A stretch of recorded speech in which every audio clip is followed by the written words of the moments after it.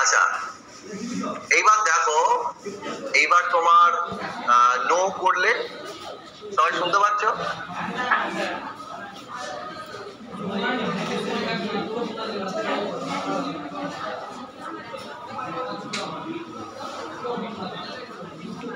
Record করা দোকান দিতেছে, শুনতে পাচ্ছ তো সবাই নাকি? ব্যাস, এইবার এখান থেকে দেখো, এইখানে গিয়ে তুমি নিউতে যাবে। নিউ গিয়ে একটা ফাইল খুলবে।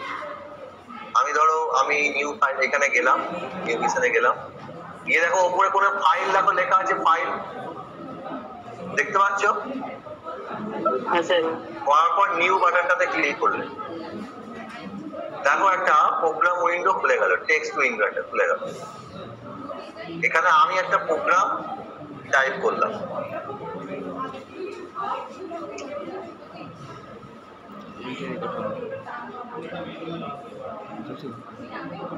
প্রোগ্রামটা হচ্ছে একদম বেসিক প্রোগ্রাম। মুভ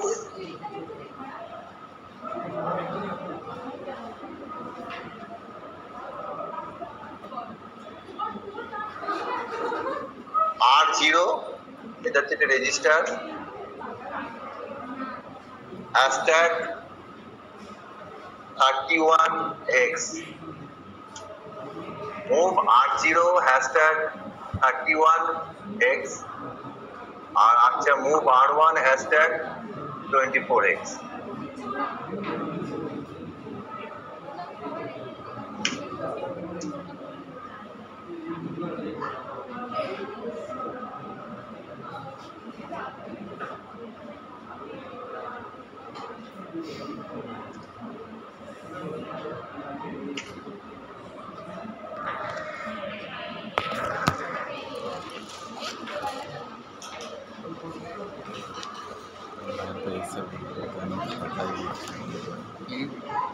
একটা লিখা था 5 साल मैं तो इससे आवाज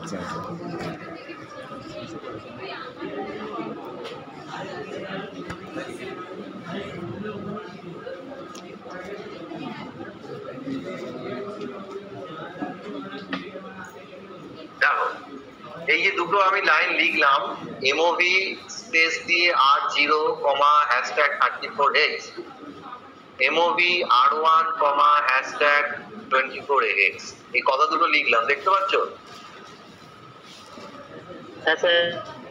আচ্ছা, এই দুটোর মানে হচ্ছে এর অনেক রেজিস্টার আছে, R01, R1, R2, R3, R4, R5, R6, R7।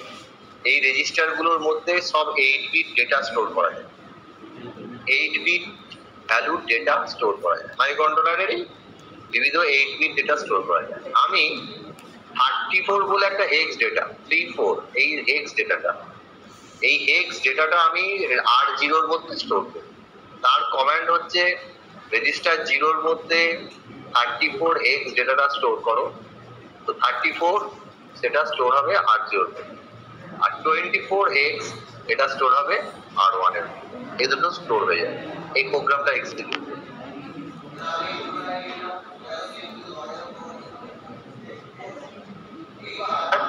আমরা গিয়ে এটাকে সেভ করব। এই বাঁদিকে গিয়ে সেভ করব। সেভ করার পর আমি এটাকে কি নাম দেব? এখানে কিন্তু আমাকে ম্যানুয়ালটা কন্টিনিউয়াসলি ফলো করতে হচ্ছে। সেভ করার পর আমরা এখানে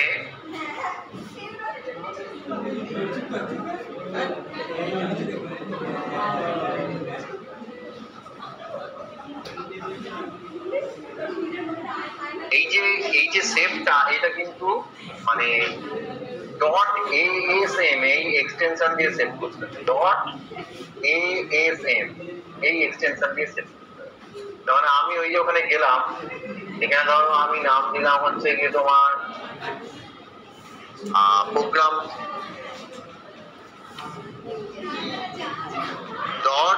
.asm, এই নামটা না দিলে নাহলে কিন্তু প্রোগ্রামটা রান করবে না। .asm এই এক্সটেনশনটা দিতে হবে। লিখে রাখো খাতায়, লিখছো?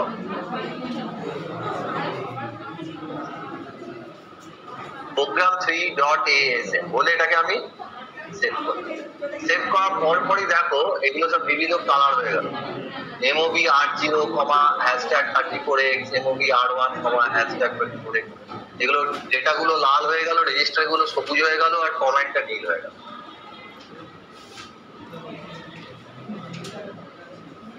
হয়ে গেল। এইবার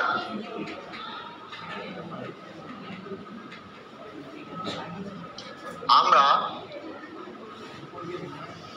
এখানে কি করব, এখানে পরপর ম্যানুয়ালি কি কি করতে হবে লেখা আছে। এবার এইখানে গেলাম ASM এক্সটেনশন। এবার হচ্ছে কি সোর্স গ্রুপ 1 বলে একটা প্রজেক্ট ওয়ার্কস্পেসের জায়গা আছে, সেখানে আমরা রাইট ক্লিক করলাম এবং add files to group source group 1 এইভাবে ওটাকে সিলেক্ট করলাম। এই দেখো এটাকে এই যে টার্গেট 1টাকে যখন আমি ম্যাক্সিমাইজ করব, সঙ্গে সঙ্গে সোর্স গ্রুপ 1 দেখতে পাচ্ছ, একই না? দেখতে পাচ্ছ তো এই যে বাঁ দিকের ট্যাবে এই সোর্স গ্রুপ 1টাকে আমি রাইট ক্লিক করলাম, ঠিক আছে? সোর্স গ্রুপ 1টাকে আমি রাইট ক্লিক করলাম, করে add existing files to group source group 1। এই দেখো এখানে এটা লেখা আছে add files to group source group 1 as shown in figure below। তাহলে তুমি গেলে সোর্স গ্রুপ 1 এ রাইট ক্লিক করলে,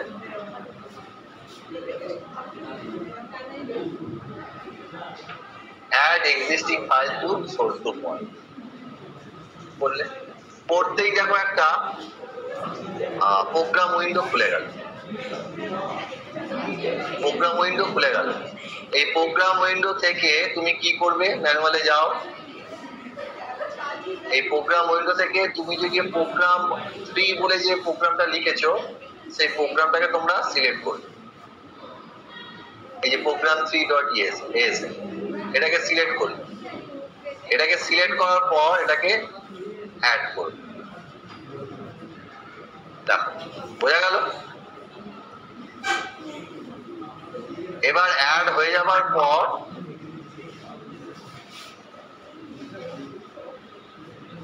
ক্লোজ করে দাও।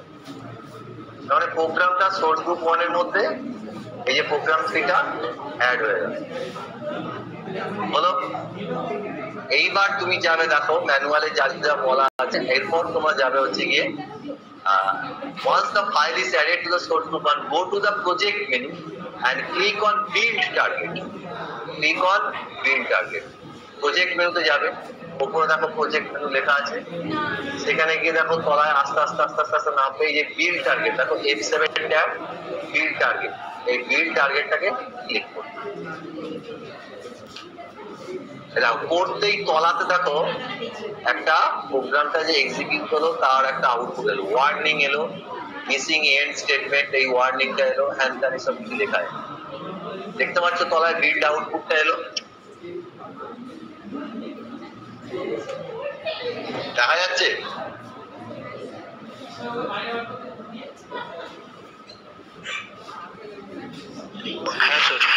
হ্যাঁ, এইবার তোমরা কি করলে, go to the debug menu.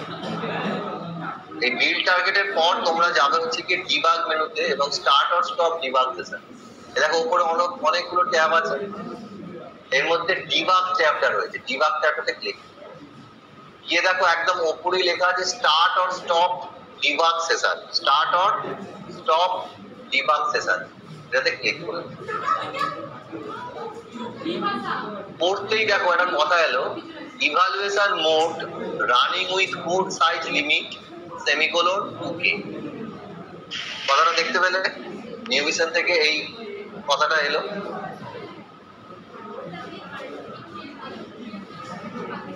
এইবার এইটাকে জাস্ট ক্লিক ওকে, জাস্ট ক্লিক ওকে, এটাকে তুমি জাস্ট ওকে করে দিলে। যেমনি ওকে করে দিলে সঙ্গে সঙ্গে কিন্তু বিবিধ রকম খুলে গেল। এই দেখো R0 R1 প্রত্যেকটা রেজিস্টারের তারপর A B stack pointer, program counter, auxiliary register 1, আচ্ছা তারপর হচ্ছে কি ডেটা পয়েন্টার, প্রত্যেকটার প্রোগ্রাম স্ট্যাটাস ওয়ার্ড, প্রত্যেকটার কি কি ভ্যালু সব খুলে গেল। দেখতে পাচ্ছ? দেখতে পেয়েছো? হ্যাঁ কি না? যে বাঁদিকে মাইক্রো কন্ট্রোলারে এতগুলো সব রেজিস্টার রয়েছে, সব রেজিস্টার ভ্যালুগুলো সব খুলে গেল।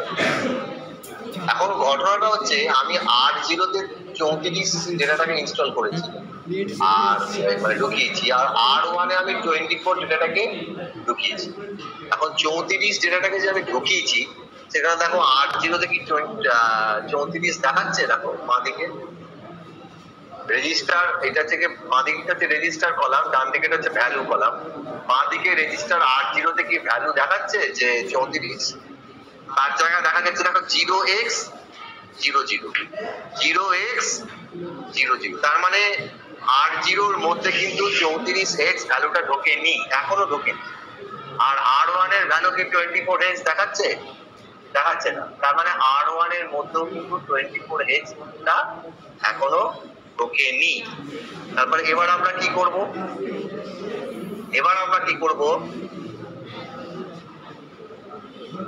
ওকে করার পর you are in execution mode. You can view several windows in this mode such as memory window, data window, RAM window, সব দেখতে পাবে। ROM address হয়ে যায়, machine code generator, is statement, ঠিক আছে, দেখতে পাওয়া যাচ্ছে। এইবার তোমাকে যেতে হবে নাও টু এক্সিকিউট ইউর প্রোগ্রাম। এইবার হচ্ছে স্টেপ বাই স্টেপ করে যদি তুমি এক্সিকিউট করতে চাও তাহলে ডিবাগ মেনুতে গিয়ে click on step option as shown in the figure below. আর for whole program execution click on run on the debug menu. তুমি ডিবাগ সেকশনটাতে যাও, যদি তুমি স্টেপ বাই স্টেপ করতে চাও তাহলে তুমি স্টেপ দেখো একটা স্টেপ হলো, যেমনি একটা স্টেপ হলো দেখো 0x34 কিন্তু চলে এলো, দেখতে পাচ্ছ? R0 এর মধ্যে উপরে বাঁ দিকে দেখো 34 ডেটাটা ঢুকে গেল, দেখতে পাচ্ছ? ঢুকে গেল। আবার তুমি যাবে ডিবাগে গিয়ে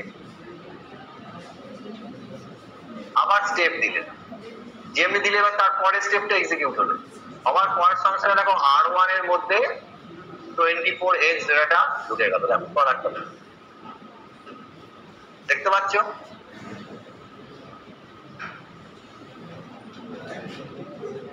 আর স্টেপ দিলে আর কোনো এক্সিকিউশন নেই, তোমার তো দুটো লাইনে এক্সিকিউশন, একটা একটা করে করলে।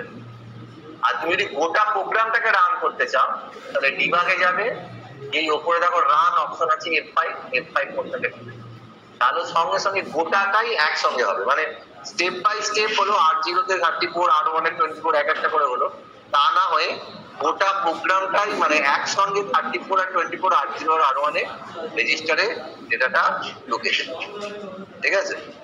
এই হলো গিয়ে প্রোগ্রাম এক্সিকিউশন।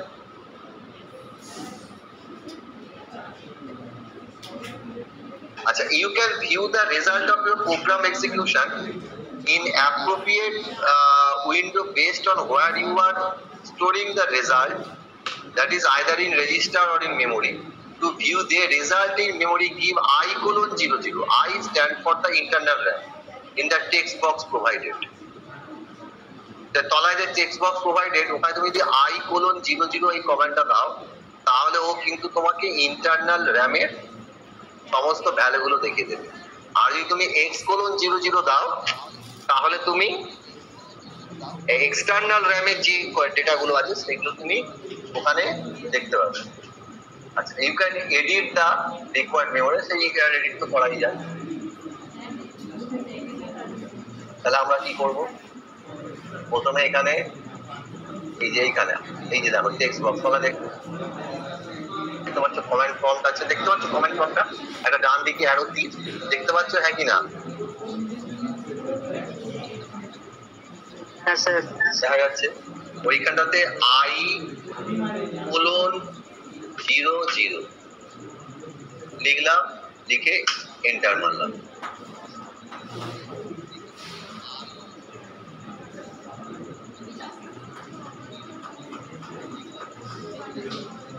আচ্ছা, X:0:0 এন্টার মারলাম। দেখো I:0:0 এর মধ্যে এর মধ্যে আছে হচ্ছে গিয়ে 0x00, x এর মধ্যে আছে 0x0000 এসব আছে। তুমি এবার জানতে চাও জানো R0 এর মধ্যে কত আছে? R0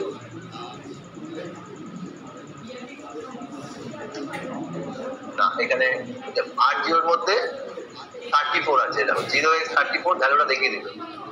সুতরাং R0 এর মধ্যে 34 ডেটাটা কিন্তু স্টোর হয়ে রয়েছে।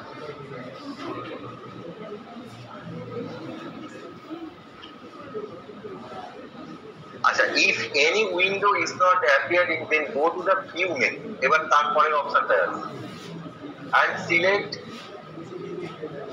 what exact আছে আরিয়ারের ঘরে।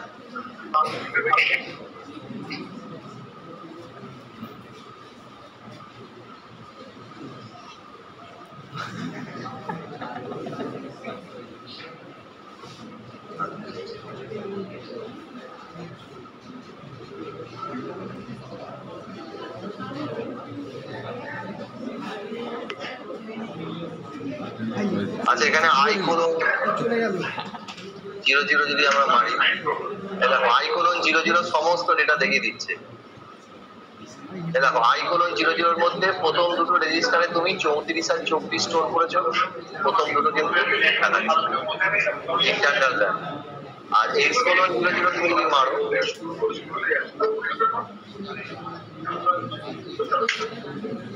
X:0:0 এর মধ্যে দেখো প্রত্যেকটাতেই 00 x মানে এক্সটার্নাল রেজিস্টারে তুমি কোনো ডেটা স্টোর করোনি, সুতরাং সেগুলো কিন্তু সম্পূর্ণ 00 দেখাচ্ছে। বোঝা যাচ্ছে? সুতরাং এর মধ্যে যে ডেটাগুলো স্টোর হয়েছে I:0:0 কমেন্টটা মারলেই কিন্তু এখানে স্টোর হয়েছে। প্রথম থেকে 34 তারপর 24। আচ্ছা, এইবার আমরা ডিসঅ্যাসেম্বলি উইন্ডো, তারপর ডিসঅ্যাসেম্বলি উইন্ডো থেকে কিভাবে ফ্ল্যাশ ম্যাজিক টুল ইউজ করা যায়, ওরে আরো কিভাবে প্রোগ্রামটাকে আরো মডিফাই করা যায় সেগুলো আমরা জানবো।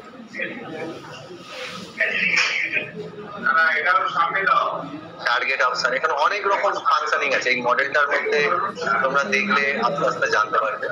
এই ফাংশনিং গুলো আমি নেক্সট ক্লাসে ডিসকাস করব।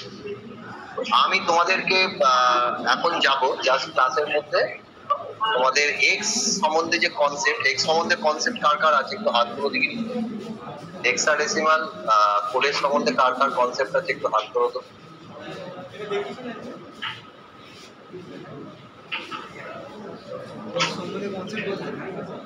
শুনতে পাচ্ছ সবাই আমার কথাটা?